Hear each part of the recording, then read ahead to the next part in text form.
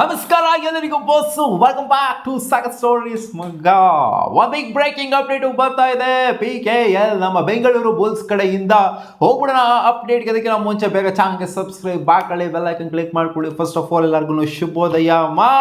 ಏನ್ ಗುರು ಅಂತ big update ರಾತ್ರಿ ನಮ್ಮ ಬೆಂಗಳೂರು ಬುಲ್ಸ್ ಒಂದು ಬಿಗ್ ಅಪ್ಡೇಟ್ ಆಗಿ ಕೊಟ್ಟಿದ್ರು.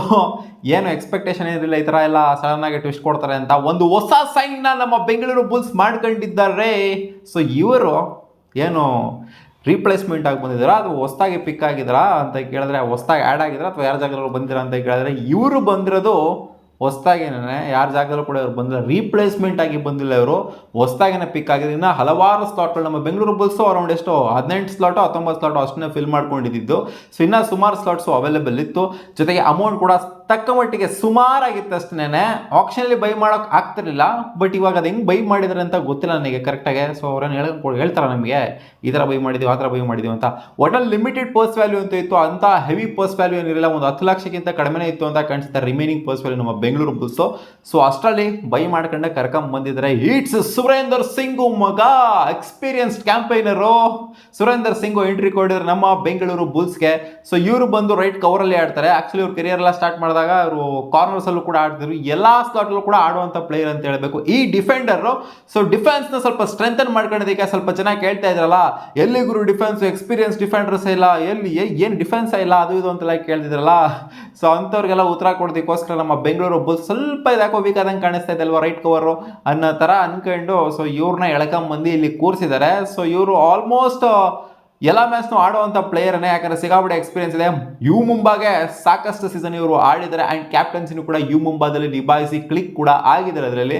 ಸೊ ಆದ್ದರಿಂದ ಕ್ಯಾಪ್ಟನ್ಸಿ ಕೊಡೋದೆಲ್ಲ ಆಗೋದಿಲ್ಲ, ಯಾಕಂದರೆ ಕ್ಯಾಪ್ಟನ್ಸಿ ಅನೌನ್ಸ್ ಆಗೋಗ್ಬಿಡ್ತು, ವೈಸ್ ಕ್ಯಾಪ್ಟನ್ಸಿ ಅನೌನ್ಸ್ ಕೂಡ ಆಗೋಗ್ಬಿಡ್ತು. ಸೊ ಇವರ ಪ್ಲೇಯರು ಹೆಂಗ್ ಆಡ್ತಾರೆ ಅನ್ನೋದು ಇವಾಗ ಒಂದು ಕ್ವೆಶನ್ನು. ಅನ್ಸೋಲ್ಡ್ ಆಗಿದ್ದಂಥ ಪ್ಲೇಯರು PKL ಸೀಸನ್ 11 ಆಕ್ಷನಲ್ಲಿ ಇವರು ಅನ್ಸೋಲ್ಡ್ ಆಗಿದ್ರು ಮಗ. ಎಲ್ಲರಿಗೂ ಒಂಥರ ಸ್ಟನ್ ಆಗಿ ಹೋಗ್ಬಿಟ್ಟಿದೆ, ಏನು ಗುರು ಸುರೇಂದರ್ ಸಿಂಗು ಅನ್ಸೋಲ್ಡ್ ಆಗಿಬಿಟ್ರು ಅಂತ. ಇಲ್ಲ, ಅನ್ಸೋಲ್ಡ್ ಆಗಿಲ್ಲ, ಮತ್ತೆ ಎಳ್ಕೊಂಬಂದಿದ್ದಾರೆ ನಮ್ಮ ಬೆಂಗಳೂರು ಬುಲ್ಸ್. ಇವರ ಸ್ಟ್ಯಾಟ್ಸ್ ವಿಚಾರಕ್ಕೆ ಬಂತು ಅಂದರೆ ಸುರೇಂದರ್ ಸಿಂಗ್ ಬಗ್ಗೆ ಸ್ಟ್ಯಾಟ್ಸ್ ಎಲ್ಲ ಹೇಳ್ಬಿಡ್ತು ಅಂದರೆ ನನಗೆ ಅಜೀಬು. ಬಟ್ ಆದರೂ ಪರವಾಗಿಲ್ಲ, ನಮ್ಮ ಹುಡುಗರು ಕೇಳ್ತಾರೆ ಅಂತ ಹೇಳ್ತಾ ಇದ್ದೀನಿ. ನೋಡ್ಕೊಳ್ಳಿ, 115 ಮ್ಯಾಚ್ ಇವರು ಆಡಿದರೆ. ಮೈನ್ ಟ್ಯಾಕಲ್ಸು 558 ಮೈನ್ ಟ್ಯಾಕಲ್ಸ್ ಅಲ್ಲಿ ಇವರು ಇನ್ವಾಲ್ವ್ ಆಗಿದ್ದಾರೆ.